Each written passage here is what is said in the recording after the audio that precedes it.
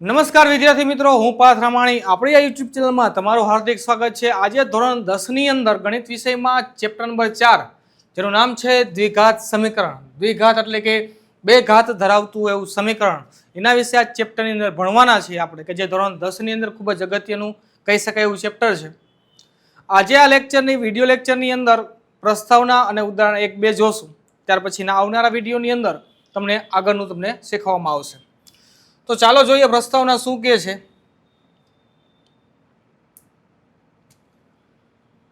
Greek ગણિત શાસ્ત્રી યુક્લિડે લંબાઈ શોધવાની ભૌમિતિક રીત વિકસાવી. ગ્રીક ગણિત શાસ્ત્રી, હવે ગણિતની અંદર કઈ શોધ કરે તો એને કહેવાય ગણિત શાસ્ત્રી. જેમ વિજ્ઞાનની અંદર શોધ કરે એને કહેવાય વૈજ્ઞાનિક, જેને ઇંગ્લિશમાં આપણે સાયન્ટિસ્ટ કહીએ. ગણિતમાં સાયન્ટિસ્ટ ન લાગે, પરંતુ એને કહેવાય ગણિત શાસ્ત્રી. તો કે યુક્લિડ નામના એક ગ્રીક ગણિત શાસ્ત્રી હતા કે જેને લંબાઈ શોધવાની ભૌમિતિક રીત વિકસાવી. લંબાઈ શોધવાની ભૌમિતિક એટલે કે ભૂમિતિના આધારે કોઈ વસ્તુની લંબાઈ કઈ રીતે શોધી શકીએ એવી રીત યુક્લિડ નામના ગણિત શાસ્ત્રી કે જે ગ્રીકના હતા એને મેળવી. ઓકે, સામાન્ય રીતે દ્વિઘાત સમીકરણ ઉકેલવાનો શ્રેય મોટા ભાગે પ્રાચીન ગણિત શાસ્ત્રીઓને જાય છે. પ્રાચીન ઘણા બધા આપણા ભારતના ગણિત શાસ્ત્રીઓ બાળકો છે, રામાનુજમ, આર્યભટ્ટ, તો કે આ બધા ગણિત શાસ્ત્રીઓ કે જે પ્રાચીનની અંદર થઈ ગયા એને દ્વિઘાત સમીકરણ ઉકેલવા માટેનો શ્રેય જાય છે. કે એને કંઈક એ સમયની અંદર શોધ કરેલી હશે કે જેની મદદથી દ્વિઘાત સમીકરણ આપેલા હોય તો એના ઉકેલ મેળવી શકે. એટલે જ અહીંયા કીધું છે કે પ્રાચીન ગણિત શાસ્ત્રીઓને દ્વિઘાત સમીકરણ ઉકેલવાનું શ્રેય જાય છે. તમે કંઈક આવું કરશો તો તમારું નામ પણ આમાં કંઈક આવશે. વાસ્તવમાં બ્રહ્મગુપ્તે ax² + bx + c = 0 દ્વિઘાત સમીકરણના ઉકેલ માટે સ્પષ્ટ સૂત્ર આપ્યું. તો કે બ્રહ્મગુપ્ત નામના ગણિત શાસ્ત્રી, હમણાં જ આપણે આગળ કીધું ને પ્રાચીન ગણિત શાસ્ત્રી, એમાંના એક બ્રહ્મગુપ્ત, તો કે એને ax² + bx + c = 0 દ્વિઘાત સમીકરણ માટેનું એક સ્પષ્ટ સૂત્ર આપ્યું અને શ્રીધર આચાર્યએ આ દ્વિઘાત સૂત્ર તરીકે ઓળખાતું સૂત્ર પ્રસ્થાપિત કર્યું. શ્રીધર આચાર્ય, આ નામ ખાસ યાદ રાખજો. આ નામ તમારે બોર્ડની અંદર MCQમાં અવારનવાર આવશે કે ખાલી જગ્યા ગણિત શાસ્ત્રીએ દ્વિઘાત સૂત્ર તરીકે ઓળખાતું સૂત્ર પ્રસ્થાપિત કર્યું અથવા દ્વિઘાત સમીકરણનું સૂત્ર કોને પ્રસ્થાપિત કર્યું, તો ઓપ્શનની અંદર બ્રહ્મગુપ્ત હશે, આર્યભટ્ટ હશે, રામાનુજમ હશે અને શ્રીધર આચાર્ય પણ હશે. એમાં ખાસ યાદ રાખજો કે શ્રીધર આચાર્ય આવશે. રેડી? ત્યાર પછી ax² + bx + c = 0 જ્યાં a ≠ 0 ને દ્વિઘાત સમીકરણનું પ્રમાણિત સ્વરૂપ કહે છે. આનો અર્થ શું થાય વહાલા વિદ્યાર્થી મિત્રો? આનો અર્થ એમ થાય, આ ફૂલડું ક્યાં આવી ગયું? આનો અર્થ એમ થાય કે આ દ્વિઘાત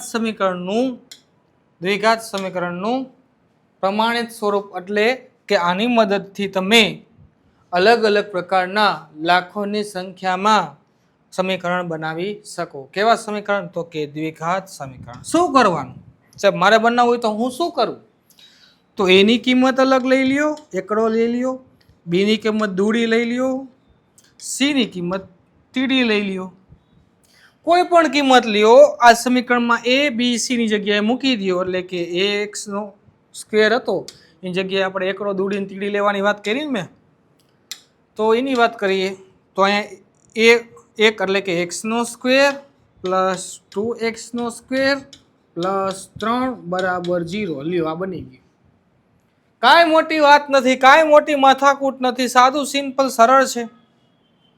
એની અલગ અલગ કિંમત મૂકો આમાં તો તમને દ્વિઘાત સમીકરણ મળી જાય. પણ ખાસ એક શરત યાદ રાખવાની, જ્યાં a ≠ 0, આનો અર્થ એમ બાળકો કે એની કિંમત કદાપી 0 લેવી નહીં. નજર હટી તો દુર્ઘટના ઘટી. જો એની કિંમત 0 લીધી તો દુર્ઘટના ઘટી. એટલે કે જો એની કિંમત તમે 0 લ્યો તો આખું પદ બાળકો 0 થાય ને આખું પદ 0 થઈ જાય તો ખાલી આટલું વધે ને આટલું વધે ને દ્વિઘાત સમીકરણ ન કહેવાય. શું કામ ન કહેવાય? તો કે જે પણ ચલ આપ્યો હોય ચલની 2 ઘાત થવી જોઈએ. કેટલી થવી જોઈએ? 2 ઘાત. 2 ઘાત થાય તો જ દ્વિઘાત સમીકરણ કહેવાય. મોટા મોટી ઘાત કેટલી હોવી જોઈએ? 2. આમાં જો મોટા મોટી ઘાત મેં 2 લખી તો એ દ્વિઘાત સમીકરણ છે, નકર દ્વિઘાત સમીકરણ છે નહીં.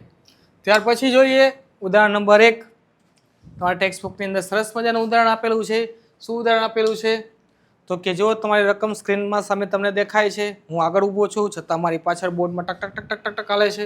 શું?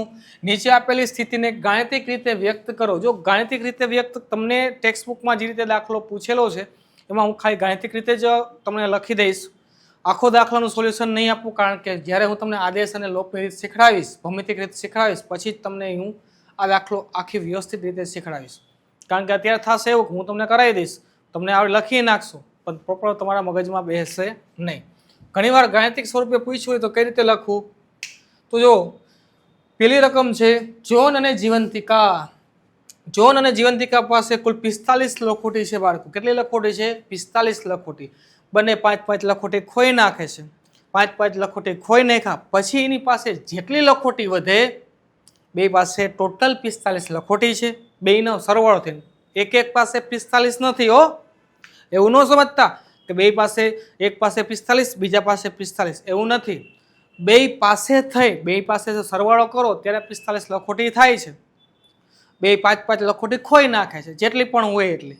કોક પાસે 30, કોક પાસે 15 હોય, કોક પાસે 20 ને કોક પાસે 25 હોય, જે પણ હોય તમને મને ખબર નથી. છતાં બે પાસેથી કુલ 45 લખોટી છે, એમાંથી 5-5 લખોટી ખોઈ નાખે છે. ત્યાર પછી ખોયા પછી જેટલી લખોટી વધે એ લખોટીનો તમે ગુણાકાર કરો બાળકો, તો ગુણાકાર તમારો થાય છે 124. કેટલો થાય છે? 124. તો આપણે જાણવું છે કે તેમની પાસે કેટલી લખોટી છે, પણ મેં તમને કીધું એ પ્રમાણે કે આપણે જાણી શકશું નહીં. શા માટે? આ રકમમાં તમને કીધું છે કે ગાણિતિક સ્વરૂપ એ વ્યક્ત કરો, એટલે ખાલી આપણે દ્વિઘાત સમીકરણ બનાવશું, ઉકેલ મેળવશું નહીં. એ મેળવશું આપણે ક્યારેક આપણા આવનારા લેક્ચરની અંદર, ત્યાં સુધી નહીં મેળવીએ. તો ચાલો જોઈએ બાળકો શું કરશું આમાં. સરજી જોન અને જીવંતિકા પાસે કુલ 45 લખોટી છે, પણ તમને મને ખબર નથી કે બે પાસે કેટલી લખોટી છે. તો પહેલા આપણે લખશું ધારો કે. શું લખશું? ધારો કે જોન પાસે કાંઈ ન હોય તો સાહેબ અમારી પાસે x હોય. કાંઈ ન હોય તો શું હોય? x હોય. ગણિત વસ્તુ બાળકો એવી છે કે કોઈ એમ કહેશે કે તમારી પાસે શું છે? મારી પાસે x છે. x એટલે તો કે તમે જી ધારવું હોય, કારણ કે ગણિત વિષય જેવો છે. આપણી પાસે કાંઈ ન હોય, હાવ લુખી લાશ હોય. માની લ્યો કે ધારો કે મારી પાસે x રૂપિયા છે, એટલે સામેવાળો વિચારવા પડી જાય કે x રૂપિયા એટલે કેટલા હશે? 5 હશે, 50 હશે, 100 હશે, 500 હશે, 5000 હશે, પણ x રૂપિયા છે એમ કયો એટલે એમ થાય કેટલા રૂપિયા હશે. એટલે ગણિતની અંદર બાળકો જ્યારે પણ કાંઈ ન હોય ત્યારે મૂંઝાવાનું નહીં, કહી દેવાનું મારી પાસે x છે. x લખોટી હોય તો લખોટી કહી દેવાની, રૂપિયાની વાત થતી તો રૂપિયાની વાત કહી દેવાની. ગણિતમાં એક ફાયદો છે, કાંઈ ન હોય ત્યારે શોનો ઉપયોગ કરવાનો? x નો. તો જોન પાસે x લખોટી છે. જોન અને જીવંતિકા 2 થી 45 લખોટી થાય છે ને, તો લખશું જોન અને જીવંતિકા પાસે કુલ 45 લખોટી છે. બે પાસે 45 કીધી, લખશું જોન ની લખોટી, તો જોન પાસેની લખોટી પ્લસ જીવંતિકાની લખોટી બરાબર 45.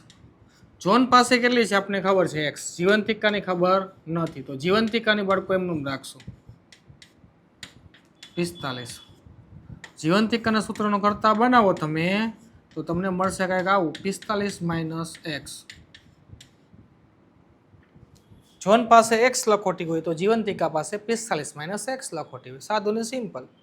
કોઈક તમે તમારા મિત્ર હોય અને એમ કે આપણા 2 થી 45 રૂપિયા છે, ઓલો એમ કે મારી પાસે 10 રૂપિયા છે, તો તારી પાસે કેટલા હશે? 35 રૂપિયા. કાંઈ નહીં, 45 માંથી 10 બાદ કર્યા, વહી જાય એટલે તમારી પાસે. રેડી? હવે શું કરે? બે ખોઈ નાખે. તમારી જેમ મારી જેમ અપલખણા હશે, શું કરે? ખોઈ નાખે. તો લખશું 5 લખોટી ખોઈ નાખે છે. તો હવે જોનની લખોટી ની સંખ્યા બરાબર કેટલી હતી x, એમાંથી કેટલી વહી ગઈ 5. જીવંતિકા પાસે લખોટીની સંખ્યા 45 માઇનસ x માઇનસ 5 એટલે આવશે 40 માઇનસ x. 45 માંથી 5 બાદ કરો 40. બેયનો ગુણાકાર કેટલો કીધો બાળકો? બંનેનો ગુણાકાર છે. અલગ પેન વાપરો ને નહીં મજા આવતી. ઓકે ચલો, બંનેનો ગુણાકાર 124 છે. ક્યારે? તો કે બે પાસે 45 લખોટી હતી, બે 5 લખોટી ખોઈ નાખે છે, જેટલી વૈધી ત્યાર પછીનો ગુણાકાર. તો લખશું x માઇનસ 5 અને 40 માઇનસ x બરાબર 124. બે સંખ્યા 5 લખોટી ખોઈ અને જેટલી સંખ્યા વૈધી એનો ગુણાકાર કરો. ગુણાકાર હાલો. 40x minus x square minus 4 × 200 minus minus plus 5x બરાબર 124. બધાને ઉપર જવા દો, આવું થાય x² પ્લસ 40 ને 5 માઇનસ 45x માઇનસ આવશે પ્લસ નહીં હાલે. બાજુ એટલે માઇનસ 45x માઇનસ પ્લસ 324 બરાબર 0. તો આ બાળકો ગાણિતિક સ્વરૂપ ખાલી લખ્યું, સમીકરણનું સાદુરૂપ આપેલું નથી. જી હા, ખાસ જોજો તમે અહીંયા તો મેં અહીંયા ખાલી ગાણિતિક સ્વરૂપ લખેલું છે, એનું સાદુરૂપ આપેલું નથી કે જોન પાસે કેટલી લખોટી હશે, જીવંતિકા પાસે કેટલી લખોટી હશે, એની કાંઈ વાત કરેલી નથી. સરસ મજાનો દાખલો આપ્યો છે, લઈ લ્યો સરસ મજાનો એક સ્ક્રીનશોટ. ત્યારબાદ સરસ મજાના સુવર્ણ અક્ષરે તમારી પાકી બુકમાં લખી કાઢો. ચાલો, લેવાઈ ગયો એ સ્ક્રીનશોટ. તો આપણે આગળ દાખલાની શરૂઆત કરીએ. સમય ન બગાડતા સમયને ધ્યાનમાં રાખીને એક કુટીર ઉદ્યોગમાં એક દિવસે કેટલાક રમકડા બનાવવામાં આવેલા છે. પ્રત્યેક રમકડું બનાવવાનો ખર્ચ 45 રૂપિયામાંથી બાદ કરવામાં આવેલો છે. તો ઉત્પાદિત થતા રમકડાની સંખ્યા બાદ કરીએ તેટલો છે. કોઈ એક ચોક્કસ દિવસે ઉત્પાદિત ખર્ચ ₹750 છે. તો આ પહેલા ઉત્પાદિત સંખ્યા રમકડાની સંખ્યા ખબર જ નથી પડતી શું કહે છે. એક કંપની એક દિવસે થોડાક રમકડા બનાવે, પણ એ રમકડાનો ખર્ચ કેટલો ખબર? એ દિવસે ઉત્પાદિત થયેલા રમકડા હોય ને, એ રમકડાની સંખ્યા 55 માંથી બાદ કરી નાખો એટલે એટલો ખર્ચ લાગે. માની લો કે કંપની એક દિવસે 10 રમકડા બનાવે છે. કેટલા બનાવે છે? 10 રમકડા બનાવે છે. તો એક રમકડાની કિંમત કેટલી? તો કે 55 માંથી 10 બાદ કરો બાળકો તો ખાલી વધશે 45. 45 આનો અર્થ એમ થાય કે 45 રૂપિયા એક રમકડાનો ખર્ચ થશે બનાવવાનો. સમજાય કે ન કહું? સમજાય છે ને બરોબર? એક રમકડો 10 એક દિવસમાં 10 રમકડા બનાવે. કેટલા? 10. તો એક રમકડાનો ખર્ચ કેટલો? તો એને એવું કીધું 45 માંથી જેટલા રમકડા બને ને એટલા બાદ કરવાના. માનો તમે માની લ્યો, હું નહીં, તમે માનો કે 20 રમકડા તમે બનાવ્યા. કેટલા બનાવ્યા? 20. તો 55 માંથી 20 બાદ કરો 35. તો એક રમકડાનો ખર્ચ કેટલો આવ્યો? 35. કઈ રીતે? તો મિયા વાત કઈ કેવી છે કે 55 માંથી 20 બાદ કર્યા ત્યારે તમને જે જવાબ મળે એ તમારો શું આવશે? તો કે ખર્ચ આવશે. બીજું કશું નથી આમાં. 55 માંથી 20 બાદ કર્યા કેટલા મળ્યા? 35. તો 35 રૂપિયાનો ખર્ચ. સમજાણું સાદી સિમ્પલ ભાષામાં કે તમે જેટલા રમકડા બનાવો એક દિવસમાં, તમે જેટલા રમકડા બનાવો એ રમકડા 55 માંથીની સંખ્યા બાદ કરી નાખો એનો ખર્ચ. તો આપણે કંઈક આવું જ ગોતવાનું છે બાળકો. શું ગોતવાનું છે? અહીંયા તેનો સરસ મજાનો દાખલો આપેલો છે તમને. તમને ગોતવાનું કંઈક એવું કીધું છે કે ઉત્પાદિત રમકડાની સંખ્યા જણાવો.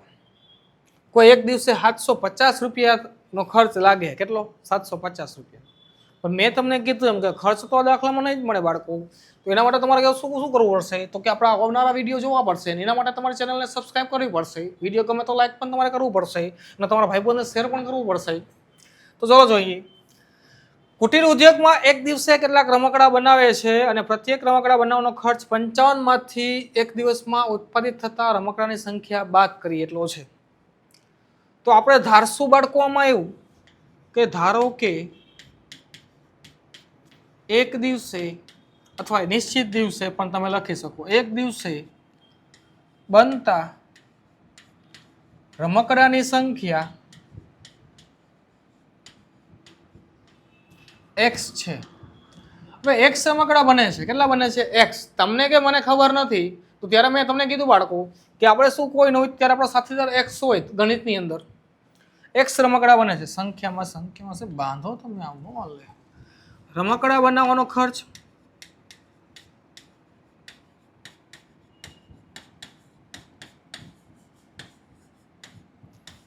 ₹55 - રૂપિયા. ખાસ એકમ લખજો. તે દિવસે અહીંયા લખવું લખાયો તે દિવસે, જે દિવસે રમકડા x બન્યા હોય એ દિવસે રમકડા બનાવવાનો ખર્ચ કેટલો હતો? કે 55 - x રૂપિયા.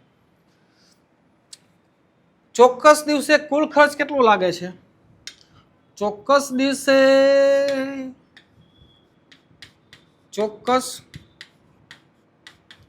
દિવસે અથવા તે દિવસે કુલ ખર્ચ એમ પણ લખી શકો 750 રૂપિયા છે બાળકો. જી હા વિદ્યાર્થી મિત્રો, કેટલો ખર્ચ છે? 750 રૂપિયા. તો કુલ રમકડાની સંખ્યા ગુણ્યા એનો ખર્ચ બરાબર 750. આ કોના જેવું થયું? માની લ્યો કે એક રમકડાની કિંમત 10 રૂપિયા હોય અને તમે 50 રમકડા લ્યો તો 10 ગુણ્યા 50 એટલે કે 500 રૂપિયા. આ ખર્ચ અને રમકડાની સંખ્યા તમને આપેલી છે. કરો ગુણાકાર. 55x - x નો વર્ગ બરાબર 750. બધાને ઓલ બાજુ જવા દો, માઇનસમાં બધાને ઓલ બાજુ જવા દો, જમણી બાજુ હાલો. તો આવશે હું x નો વર્ગ -55x + 750. તો આ બાળકો ગાણિતિક સ્વરૂપ આવી ગયું. હવે રમકડાની સંખ્યા મેળવવા માટે તમારે x ની કિંમત મેળવવી પડે, પણ x ની કિંમત મેળવવા માટે મેં તમને કીધું એ પ્રમાણે કે તમને x ની કિંમત મેળવવા માટે આગળની જે રીતો મેં તમને શીખડાવેલી નથી એ રીતનો ખાસ જરૂર પડશે અહીંયા, પણ એ તમને આવનારા લેક્ચરની અંદર શીખડાવીશ. ત્યાર પછી આ જ દાખલો આપણે આગળના સ્વાધ્યાયમાં પૂછશે કે ઉદાહરણ નંબર 1 નો ઉકેલ મેળવો, તો સેમ આ રકમનો આપણે ત્યારે ઉપયોગ કરીને પ્રોપર દાખલો ત્યારે ગણશું. તો આ સુધી રાખીએ બાળકો, મળીએ નેક્સ્ટ લેક્ચરની અંદર. ત્યાં સુધી ટાટા બાય બાય, સિયા, ફિર મિલેંગે ચલતે ચલતે.